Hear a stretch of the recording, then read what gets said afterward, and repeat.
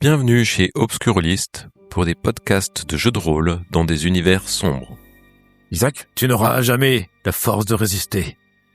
Anthony, j'ai toujours su que tu étais faible. Comment dire, il est loin de moi et j'entends distinctement sa voix. Je sais pas, tu te reprends, tu sursautes là, c'est comment tu... Je me frotte les yeux, je me frotte les yeux pour vérifier si Il est plus là. Anthony? Isaac, il a vu? Vu qui? Il y avait cet homme là qui ressemblait à mon grand-père là de l'autre côté de la rue, là, juste là. J'ai pas vu. Delphine. J'ai pas vu d'homme, je suis désolée, Monsieur Chambers. Après, ça arrive avec tout ce que vous venez de voir, Je crois que nous n'aurons jamais dû ouvrir ce coffre. Toi, tu t'es tenu loin du coffre. Oui. Mais moi, j'ai touché une poupée, et vous On aussi. a respiré quelque chose dans ce coffre. Vous voyez du sang alors que c'est manifestement... Pardon. Vous voyez du liquide rouge alors que c'est manifestement de l'eau. Oui. Je suis Moi, je- rassuré de ne pas y avoir touché. Moi, je prends un bistouri pour charcuter Bah, merci de votre compassion, Isaac. le cadavre Pardon. de mon grand-père parce que j'ai persuadé d'avoir vu quelque chose à l'intérieur. Il y a rien. Oui. Maintenant, je vois mon grand-père qui me tient des propos... des propos sur lesquels je n'ai pas envie de m'étendre. Je comprends, ça fait beaucoup pour une seule journée, Monsieur Chambers. Écoutez, Isaac, tu te souviens de cette dame que t'as photographiée? Madame Morgan? Oui. La marginale qui avait une cabane dans les bois. Oui. J'irais bien la voir aussi parce que ça lui parlera, elle, des poupées de chiffon, les pertes de conscience, les visions. Voilà, je pense que c'est quelque chose, ça aussi, qu'il faut que j'explore Je suis pas très à l'aise avec toute tout ce qui est seule. vaudou. Oui, j'ai bien compris. Comment dis-tu, vaudou? Ou la magie, je sais pas comment... Attendez, C'est une piste qu'il faut pas écarter. Après, j'irai toute seule. Je Non, comprends mais, très bien qu'il y a des sceptiques. non, mais de quoi êtes-vous en train de parler? Restons rationnels. Je veux dire, on est probablement dans le cadre d'un assassinat, peut-être un peu crapuleux avec cette histoire de pompage. Hmm. Après, Après, c'est peut-être intéressant de lui poser la question, si tu rassurez-moi, veux la vous- voir, qu'est-ce qu'on pourrait faire avec autant de sang, qu'est-ce que ça Surtout pourrait... les poupées qui renferment Ah, des les poupées. souvenirs. Vous étiez grand ou petit quand vous aviez eu, vous jouiez du violon, c'est ça? mais peu importe. Ne me dites pas que vous croyez à ces allégations. Je veux dire, Je n'écarte aucune piste. nous avons été probablement soumis à un phénomène psychique issu d'une quelconque substance chimique qui s'est dégagée de la poussière de ces poupées. N'en parlons plus, essayons de conserver notre esprit, de rester calme et rationnel Bah, ça dépend. et cohérent. Si vous avez Isaac, s'il te plaît. Si vous avez encore des hallucinations, peut-être que c'est un docteur que nous devrions aller voir. Eh bien, oui, tout à fait. Pourquoi pas? Merci Isaac d'avoir un peu de cohérence quand même dans ce que nous vivons. Mais nous devons aussi faire confiance à Delphine, qui est justement compétente et alerte sur sur ce genre d'investigation. Après, elle peut aller poser la question elle-même toute seule, sans que nous soyons là, présents. hein. Delphine, entendons bien, je ne remets pas en cause vos compétences professionnelles. Non, mais je sais très bien que chez certaines personnes, des mots peuvent. Vous êtes de religion catholique? Oui, je pratique assez peu. Je crois surtout dans la science. Croyant non pratiquant? Oui, non pratiquant, oui. Baptisé, bien sûr, mais pratiquant parfois un peu le dimanche. Je vois. Mais Je sais que certains termes heurtent certaines personnes et je l'entends, mais je me répète, mais je ne vais écarter aucune piste et pour moi les poupées, voilà, c'est les poupées de chiffon, c'est quand même quelque chose d'étrange. Peut-être que ça n'a absolument rien à voir avec ça, mais ça vous choque que je parle de magie, de vaudou, mais ça ne vous choque pas de penser à l'éventualité de quelqu'un qui aurait pompé du sang, excusez-moi, mais ça me semble particulièrement ignoble. Enfin bon. oui, mais il y a des perversions, vous savez, qui sont. Et pour en faire quoi? Pour en faire quoi? C'est bien se donner du mal, à la limite, tuer un homme, voilà, il y a mille et une raisons. Je vais vous dire ce que je pense à ces poupées. Écoutez, parlons sans détour après tout, puisque vous avez eu l'amabilité de nous aider. Et votre aide, croyez-moi, est bienvenue. Vous avez vu, ou entreaperçu ou compris l'attirance perverse que mon grand-père pourrait avoir pour éventuellement un jeune homme de 12-13 ans. Bon, il a essayé avec des femmes avant, si j'ai bien compris. J'ai l'impression que ces poupées, je n'ose pas le dire le fond de ma pensée tout à fait, mais participent de cette étrange disposition d'esprit. Enfin, Il s'est peut-être simplement perdu en vieillissant et il aurait dû être soigné et il était reclus chez lui et voilà, ça s'est aggravé. son esprit malade a commencé à composer. Bon, c'est quand même étrange de Oui, regarder ça reste toutes ces étrange. poupées. Et pourquoi ces poupées provoqueraient des visions? Cela, peut-être qu'un docteur pourra nous renseigner. Vous vouliez voir la police? Oui, car Oui, de toute façon, les docteurs sont probablement fermés à cette heure. Et il nous faut des détails sur exactement les conditions et ce qu'ils ont pu faire. Et surtout, Oui, en effet. comment se fait-il qu'ils ont omis la blessure que tu as trouvée sur le crâne de mon grand-père? Je ne suis pas médecin légiste et pourtant nous l'avons vu tous les deux. Donc je propose que peut-être que vous alliez voir Rose. Oui, c'est ce qui était Tu vas convenu. aller Je vous voir souhaite... vous voyez que je suis un peu amère. Je souhaite bien du courage avec la police. Oui. Et j'espère que vous trouverez des réponses à vos interrogations. Je suis complètement... Je pense pas du tout ce que je dis. Voilà, oui, effectivement, je vais voir... peut-être que d'ici ce que je revienne au quartier, Rose sera rentrée chez elle. Faisons comme ça, et puis peut-être qu'on peut convenir, on convient d'une heure, on se retrouve dîner au Harriet, à la limite. Ouais. Vu qu'on est en janvier, le parc, ça sera un peu frais. Mhm. Donc toi, tu pars voir Rose. Ouais. Qui habite dans une pension du soin. Ok. Et vous allez voir la police. Oui. Très bien. Isaac, tu conduis Anthony jusqu'au locaux de la police. Quand vous arrivez, la police est un peu à cran. Vous sentez qu'il y a des tensions en fait. Tout le monde, on vous reçoit. Voilà, il y a une certaine effervescence, tension au poste de police. Vous êtes accueilli au guichet. Il y a un homme qui va vous recevoir. Oui, c'est pourquoi. Bonjour, monsieur l'inspecteur? Demande. Ouais. Monsieur Mantz. Bonjour monsieur, je me nomme Anthony Chambers et je suis le fils de Jacob Kendall qui est décédé dans son domicile avant-hier. Ouais. J'ai reçu un télégramme, le voici. Regardez, je vous montre le télégramme que j'ai reçu. Oui, très bien, oui. J'aurais voulu m'entretenir avec l'officier en charge de cette enquête car Je vois qu'il se tend tout de suite. Un problème? Non mais...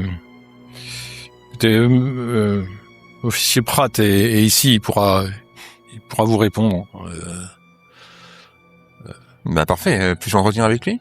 Je voudrais discuter avec lui d'un élément qui me semble pour le moins contredire la thèse du suicide qui pourtant a été avancée par votre établissement. Bah, il te voit comme contestataire de la déposition des policiers. Il prend un peu la mouche. Vous allez vous entretenir de cela avec Monsieur Pratt, Tout à fait. qui fait correctement son travail. Je n'en doute pas, mais peut-être a-t-il omis une petite information qui pourrait remettre en cause son jugement?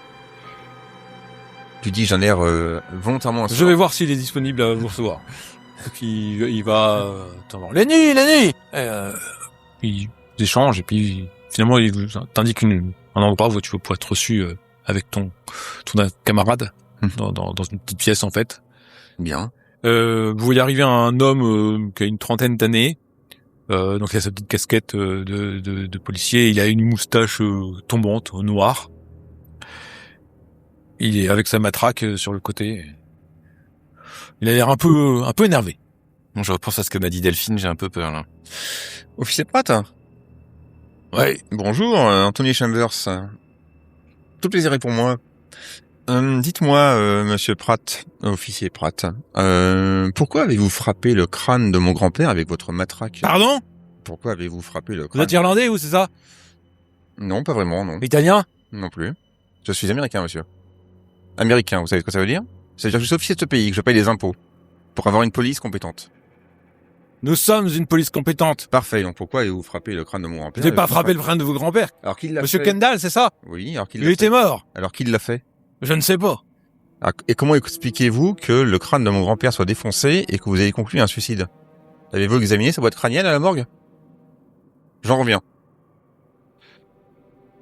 Vous n'essayez pas de m'embrouiller. Nous, on a été appelés parce que son employeur s'étonnait de le voir absent au travail.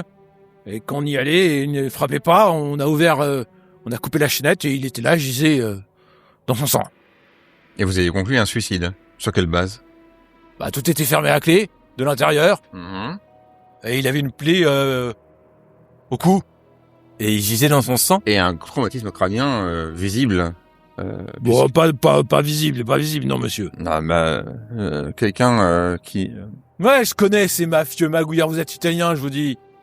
Mais dans son sang, il n'y avait pas de sang chez lui. Chambers, vous trouvez que ça sonne italien? Et le nom de votre mère? Kendall. Ouais, l'Irlandais alors. Il n'y avait pas de sang dans la maison. Vous avez dit il gisait Bah, dans son sang. sur lui. Mais où était son sang? Dans son fauteuil. Sur son fauteuil, il était assis dans son fauteuil. Il y avait un couteau à côté de lui et il avait la plaie au cou. Un couteau? Oui, Vous avez conservé ce couteau? ce sont des pièces à conviction, monsieur. Alors, vous voulez m'éviter de me le montrer. Ah, bien sûr que non. Nous sommes une police compétente, nous faisons notre travail, nous ne montrons pas nos pièces à conviction à n'importe qui. Vous êtes un juge? Vous avez un mandat? Non. Qui vous a appelé du coup, s'il était enfermé? Ah, c'est son patron, d'accord, qui vous a demandé des nouvelles. Oui. Ça faisait combien de temps qu'il était absent? Je ne sais pas. Parce que il peut pas aller travailler, il avait une jambe cassée. Donc pourquoi son patron aurait appelé? Non, je crois qu'il nous a dit que il était allé le voir, il frappait à sa porte et il répondait pas. Son patron était lui rendre visite chez lui. Oui. Étonnant. Bah, qu'est-ce que vous voulez? J'en sais rien, Il faut moi. plus de patrons comme ça. Près de son fauteuil, est-ce que vous avez remarqué qu'il y avait un coffre à côté de lui? Bon, peut-être. Avez-vous retrouvé aussi l'arme qui était chez lui et que nous avons retrouvé, monsieur l'officier de police compétent? Vous seriez pas en train de vous foutre de ma gueule? Non, absolument pas. Je vous propose une chose. Non, je vous dis qu'on a retrouvé le couteau. Moi, je vous parle d'une arme à feu, monsieur. De quoi? Je vous parle d'une arme à feu que nous avons retrouvée chez mon grand-père à quelques mètres de son corps. Il y avait pas d'arme à feu. Mais si. C'est ceux qui ont tué Spinelli, si ça se trouve. Spinelli? C'est mon collègue, Spinelli. C'est Spinelli et moi qui avons trouvé votre grand-père. Et Spinelli est mort. Mort? Oui. Mais il y a moins de 2 jours. Qu'est-ce qui lui est arrivé? Il a été assassiné. Un coup des Italiens. Ou des Irlandais. Enfin, je sais plus. Peut-être les Afro-Américains aussi. Ces noirs-là, là, qui servent à rien. J'essaie de capter le regard d'Anthony pour lui faire comprendre que peut-être qu'on ferait bien de partir. C'est un coup des Afro-Américains. Moi, je vous le dis. Spinelli. Il aurait pas dû. À ce moment-là, Isaac, tu remarques que Lenny Pratt, il est étrange. Tu remarques que Lenny Pratt, quand il semble éructé parce qu'il est énervé, sa moustache, elle comme ça, elle vole un petit peu, tu sais, tu vois, c'est sa salive, et tu t'aperçois à ce moment-là que sous sa joue, il y a une bête qui remonte lentement sous sa peau. Je me détourne le regard. Peut-être nous devrions y aller. Oui, je crois que nous en avons assez entendu. Merci beaucoup, officier. Et à ce moment-là, quand tu regardes, tu vois que sur son front, sur son autre joue, il y a des bêtes qui remontent parce que tu le regardes en lui disant au revoir et qu'il y a une partie de la peau de son front qui se détache et qui a sa chair qui est à vif. Je regarde pas. Je me lève et je m'en vais. Prestement. D'accord. Eh bien, au revoir, officier. Monsieur Chambers. Et donc quand on sort du commissariat, Delphine avait raison, ils sont tous survoltés dans ce commissariat. Ils ne seront d'aucune utilité. Par contre, ça veut dire que quelqu'un les a appelés. Donc peut-être que Rose est la dernière à l'avoir vu, et quand elle l'a vu, il était mort. Ah, mais non, c'est pas possible, qui c'est qu'aurait fermé la porte. Il est mort le samedi. Rose lui a rendu visite le vendredi. Et son patron serait venu à un autre moment? Le dimanche? C'est pas son patron qui est venu. Pourquoi son patron serait-il venu lui rendre visite? Quoique, Rose travaille avec lui. Rose est une collègue. Est-ce qu'elle lui a demandé quelque chose? Il a pas donné de nouvelles, du coup ils sont venus et ils se sont aperçus qu'il était mort. Je ne sais pas. Il nous manque le témoignage de Rose. C'est très étrange. Oui, de toute façon. Pendant ce temps-là, Delphine, tu vas à l'entrée du swamp, à l'angle des rues Saint-Gabriel et North End. Et c'est une pension miteuse. Tu sais qu'elle est tenue par une dame qui s'appelle Madame Jackson, Evelyn Jackson. Quand tu frappes à la porte et qu'elle t'ouvre, tu rentres et il y a une réception de cette pension qui fait aussi office de salle à manger. Tu vois une grande marmite dans l'âtre d'où émane une soupe de poisson qui embaume toute la maison. Et elle t'accueille et elle dit: alors ma petite, tu cherches une chambre? Non, est-ce que Rose est là? Rose Melrose? Non, je ne crois pas. Je crois, ça fait quelques jours qu'elle est pas là. Combien de jours? J'espère qu'elle s'est pas fait la malle. Je crois pas, j'irai voir s'il y a ses affaires, je crois qu'elles y sont encore. On pourrait peut-être aller voir, peut-être qu'elle a fait un malaise dans sa chambre. Non, elle est rentrée vendredi soir, elle était là. Elle avait l'air paniquée, elle voulait pas parler, elle est dans sa chambre. Une demi-heure plus tard, elle a appelé un médecin, j'ai fait appeler un médecin, monsieur Fuller, Horace Fuller, qui est venu lui rendre visite et il est reparti au bout de 20 minutes. Le lendemain, elle avait l'air bizarre, elle est ressortie complètement calme, un peu absente. Je pense que le médecin lui a donné de l'opium, quelque chose comme ça. Et j'essaie de lui parler, elle est partie sans même me répondre. Vraiment, c'est surprenant, elle était d'habitude très polie, très agréable, payée avec ponctualité, mais Oui. mais là, elle m'a comme ignoré. Même pas un petit « Bonjour Madame Jackson, au revoir Madame Jackson, à ce soir Madame... » Rien du tout. Parce qu'elle n'est pas dans ses habitudes. J'ai Elle est pas partie confiance au comme médecin. ça, Oui. sans valise, rien, comme ça. Comme un zombie. Et donc ça, c'était samedi? Oui, j'espère que c'est pas l'autre Gus là qui est après elle aussi. Qui ça? Il y a un chef de bande de quartier là qui est après elle, mais c'est une fille bien, Rose, elle est pas intéressée, hein. Spencer Freeman, il s'appelle. Spencer Freeman, c'est un chef de gang. De bande, pas de gang, on n'est pas chez les mafieux, on n'est pas chez les Italiens. C'est ce que j'ai compris, parce que vous articulez pas très bien, Madame Jackson, donc excusez-moi. Ce que je vais faire. Ah bah donc la petite, elle a pas la langue dans sa poche. Non, ça s'appelle le journalisme, ça, madame. Journaliste. Faut bien rêver, hein, ma petite. Faut dénoncer les illégalités de ce monde. Il y a que nous qui pouvons le faire. Vous savez très bien. Vous savez très bien les droits qu'on a pu acquérir, nous, les Noirs. C'est pas grâce aux institutions normales. C'est en se révoltant et en dénonçant. Non? Oui. D'accord. Tu perçois que peut-être elle fait payer des trucs au black et qu'elle a pas trop envie de déclarer des trucs trop légaux. Bon.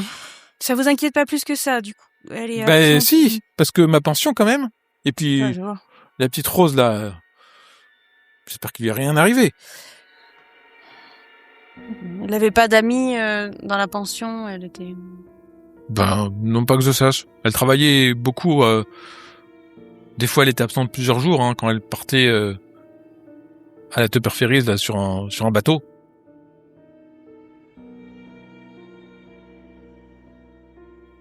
Et ce docteur Horace Fuller, c'est vous qui lui avez donné le nom? Recommandé?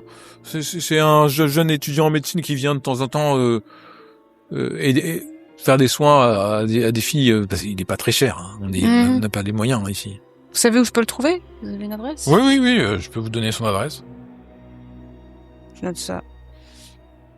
Et donc Spencer Freeman, il venait embêter Rose régulièrement? Bah, vous pouvez le trouver, hein. Il te Non. donne un endroit. Oui, non, mais C'est je un voulais bon savoir de- quelle était son attitude, ce que vous aviez constaté. Ouais, il était un peu après il a courtisé, hein. Il essayait de faire ses choses bien, mais D'accord. C'est pas loin l'adresse du... les deux adresses sont pas loin. J'essaie de voir s'il est disponible. S'il est pas disponible, je reste le pas. médecin? Oui, le docteur, oui. D'accord. Parce que ça m'inquiète quand même pour elle. Hein. D'accord. Tu seras dans l'adresse qu'on t'a indiquée, et c'est un étudiant en médecine qui vient ouvrir, en fait, c'est là où il habite. Et bonjour mademoiselle, qu'est-ce que je peux faire pour vous? Oui, bonjour docteur. Je viens au sujet d'une amie qui a disparu il y a quelques jours et vous l'avez vue avant qu'elle disparaisse. C'est Rose Melrose. Ah oui, j'ai dû aller faire une consultation à la pension. Oui. Qu'est-ce qu'elle vous a dit? Elle était en état de choc. Elle avait des trous de mémoire, c'était étrange. Elle marmonnait. Il est avec moi pour toujours. Je sais plus trop ce qu'elle disait. Le sang. Elle a parlé d'une araignée aussi. J'ai pas bien compris. Enfin bon, elle était un peu choquée, mais en même temps, elle avait une grosse brûlure au cou, donc. Est-ce que il y avait une forme particulière cette brûlure? Bon, peut-être, oui, un motif, quelque chose comme ça, sans doute, mais elle était brûlée gravement, alors je lui ai donné une crème et puis je lui ai donné un onguent, donc, et un somnifère pour l'apaiser, parce qu'elle était choquée. J'aurais dû, j'ai pas eu de nouvelles, j'ai essayé de reprendre des nouvelles depuis, on m'a dit qu'elle était absente et j'aurais peut-être dû l'emmener à l'hôpital directement, je suis inquiet. Oui, moi aussi, je suis inquiète. Merci pour ces précisions. Je sais pas trop quoi dire d'autre. Merci, docteur, et merci pour ce que vous faites pour ces pauvres femmes qui n'ont pas. Si vous avez des nouvelles, je vous prierai de m'en tenir informé, car je suis quand même soucieux de savoir ce que deviennent mes patients. Vous m'avez dit que vous lui avez donné quoi comme médicament? Un somnifère et un onguent. Mhm. Un corps gras qu'on met... Oui. Mais elle a été vue partant de sa pension, donc, mais elle avait l'air pas dans son état normal en partant. J'aurais trop dosé le somnifère. C'est étrange, j'aurais dû la faire dormir, pas Oui. partir. Oui, effectivement. Merci docteur. Je vous en prie. Je me rends pour Harriet. Par on ne sait quel miracle, nous venions d'arriver. Ah bon? Je pense que vous étiez déjà installé. Écoute Delphine, je crois que t'avais raison. Hein. Le commissariat s'était mouvementé. On n'a pas appris grand-chose. Tout le monde avait l'air très énervé. T'en as pensé quoi, Anthony? J'imagine que un commissariat est toujours en effervescence lorsque l'un des policiers a été récemment tué. Oui. Mm-hmm. Il va y avoir quelques ressentiments.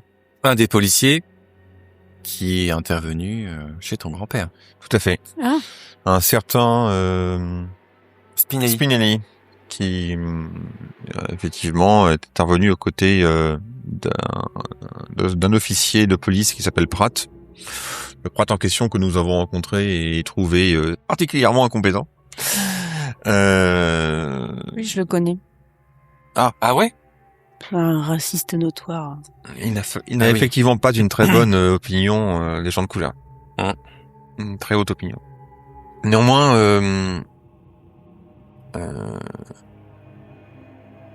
il nous a indiqué que l'employeur de mon grand-père aurait été lui-même... Enfin, ce sera en qui lui-même de l'état de mon grand-père, en fait, voilà. En allant jusqu'à son domicile, en frappant à sa porte et en s'étonnant de son absence ou de sa non-réponse. Ça me paraît extrêmement suspect comme Oui. histoire. Je suis d'accord. Je ne vois pas, en fait... Est-ce que vous savez comment il est mort, ce policier? Pas encore. Apparemment, tué par des Italiens. Oui, mais... Pratt n'aime personne. Il n'aime pas les Noirs, il n'aime pas les Irlandais, il n'aime pas les Italiens. Donc, à partir de ce moment-là, c'est facile pour lui de dire qu'un Italien a été tué par Oui. d'autres Italiens. Mais ce qui est encore plus bizarre, c'est qu'apparemment, donc ils sont rentrés dans la maison, les deux officiers, ils ont coupé la chaîne et ils auraient vu le grand-père mort dans le fauteuil. Oui. Alors qu'on a vu du sang ailleurs et pas forcément dans le fauteuil. Bah, Si, il y en avait sur les accotoirs du fauteuil et sur oui, le dossier. l'assise et la D'accord. coudoir, c'est principalement là où il y avait le plus de sang, justement, donc c'est cohérent. Mais pas assez pour le sang de tout un corps. Enfin, je Ouais. sais pas, j'ai que cette notion de quantité de sang qui m'interpelle. D'où la théorie du prélèvement. Et donc voilà, on n'a pas su grand-chose de plus. C'était difficile de discuter avec l'officier. Et pour Rose, Bah, je suis inquiète parce que elle a disparu. oh, évidemment, c'est l'autre veine. Elle était pas à sa pension. J'ai trouvé.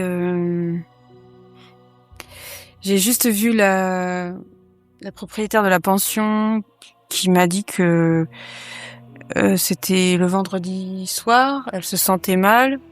Il y a un docteur, un gentil docteur étudiant en médecine qui est venu à son chevet et je suis allée le voir également.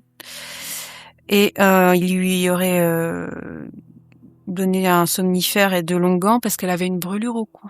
Et j'ai pensé à ce tisonnier. Il m'a dit qu'il y avait une espèce de motif, mais on m'en a pas dit plus. Quelle horreur.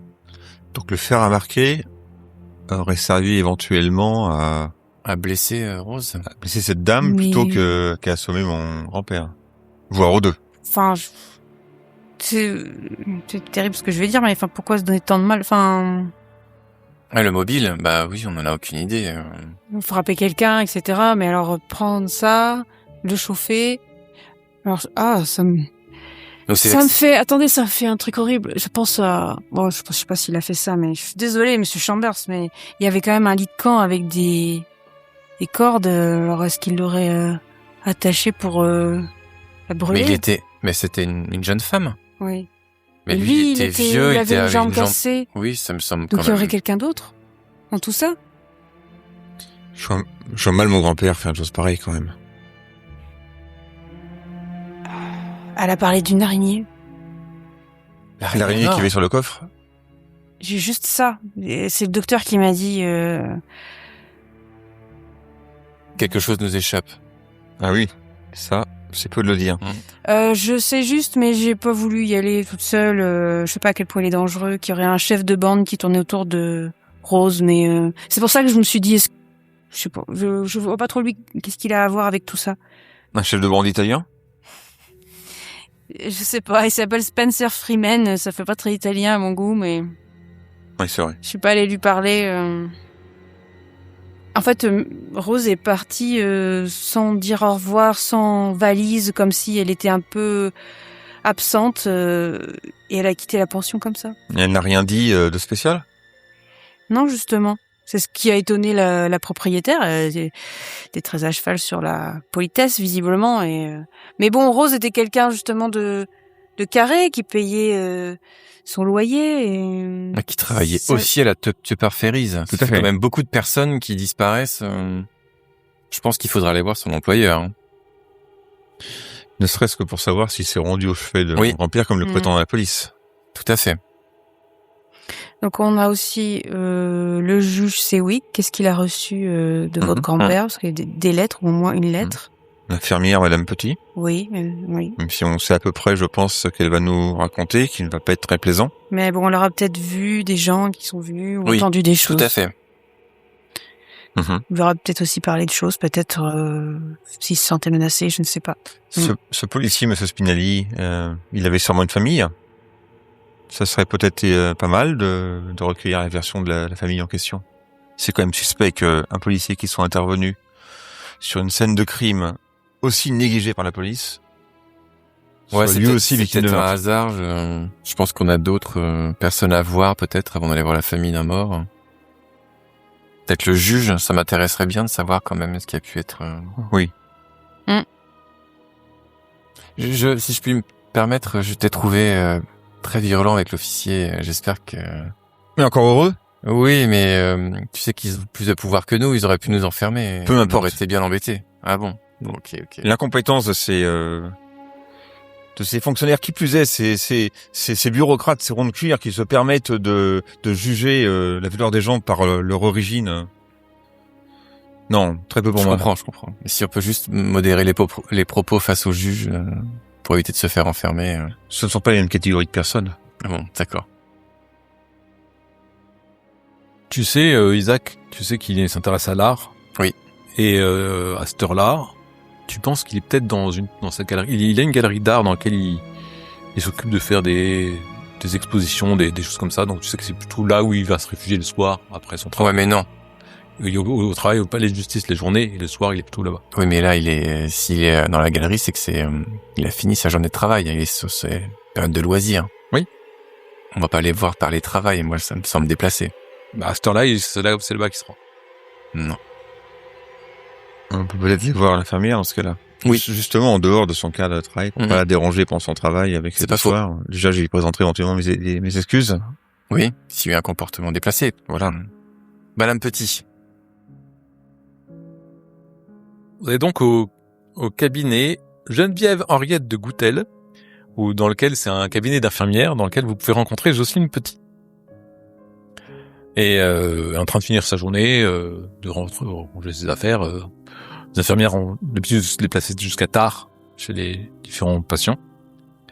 Et vous rencontrez cette infirmière alors qu'elle s'apprêtait à partir en faisant sa bicyclette. Vous voyez une femme d'un certain caractère, qui a peut-être entre 40 et 50 ans, et les cheveux en chignon, et un peu trapu, énergique. Et vous l'alpaguez alors qu'elle est en train de partir, je ne sais pas qui veut prendre la parole. Madame Petit?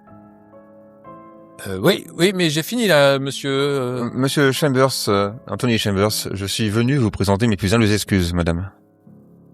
Ah, c'est un peu fort, ça, je ne vous connais pas. Je crois malheureusement que vous avez croisé la route de mon grand-père il y a quelques jours et j'ai cru comprendre qu'il avait été fort inconvenant à votre égard. Croyez que j'en suis profondément navré. Il s'agit de... parlez-vous? De monsieur Jacob Kendall, je crois. Ah, monsieur Kendall. Oh là là. Elle te regarde en opinant de la tête et en fronçant les sourcils. Je connaissais assez mal mon grand-père. Mais les voisins m'ont rapporté que vous étiez reparti de chez lui fort fâché. Oui, j'espère qu'il va pas me ressolliciter à nouveau, hein, monsieur Kendall. Il est décédé. Ah, toutes mes excuses. Je vous en prie. Vous voulez savoir quoi exactement? Est-ce qu'on peut savoir ce qui s'est passé Monsieur Kendall, il avait son plâtre, c'est ça, il a une jambe cassée, Oui. Il fallait que je m'occupe de faire des soins, etc. Et un jeune garçon qui est venu, son voisin, je crois, qui est venu me chercher parce qu'il serait tombé, et donc il fallait que je l'aide pour voir si c'était pas à nouveau blessé. Et quand je suis arrivé à son domicile, je suis rentré chez monsieur Kendall, qui avait une couverture sur ses genoux, et qui manifestement se masturbait. Alors, j'ai pris mes clics et mes claques, et je suis parti. Quelle idée de recevoir les infirmières comme ça. Votre grand-père, je n'ai pas honte de le dire. Ah, je vois, effectivement. Convenons que la vieillesse et le grand âge ne peuvent pas tout excuser. Oui, cette indignité. Vraiment. Mais dites-moi, Madame Petit, mis à part ce fait tout à fait regrettable, n'auriez-vous rien remarqué de curieux dans la maison de mon grand-père? Je ne m'y suis pas attardé, figurez-vous. Je n'avais point envie. Donc vous êtes venu qu'une seule fois chez lui? Oui. Ah. Personne ne venait lui faire des soins, peut-être? Des piqûres ou autres pour sa jambe? En fait, quand quelqu'un a un plâtre, normalement, ça se soigne sans problème. Et nous intervenons s'il y a des chutes ou si ces personnes-là ont du mal à se déplacer. Donc, des fois, ils peuvent tomber, ils peuvent avoir des étourdissements. S'ils se déplacent et que le sang n'afflue pas correctement. C'est pour ça que je suis intervenu. D'accord. Très bien. Elle te regarde avec beaucoup de mépris, Anthony. Est-ce que vous savez si son poêle à bois est allumé? Non. Et je vous avoue que je me suis pas intéressé du tout à ça. Très bien. J'étais plutôt pressé de partir. Et il n'a rien dit. Il était simplement affairé. Et il criait. Il disait quoi?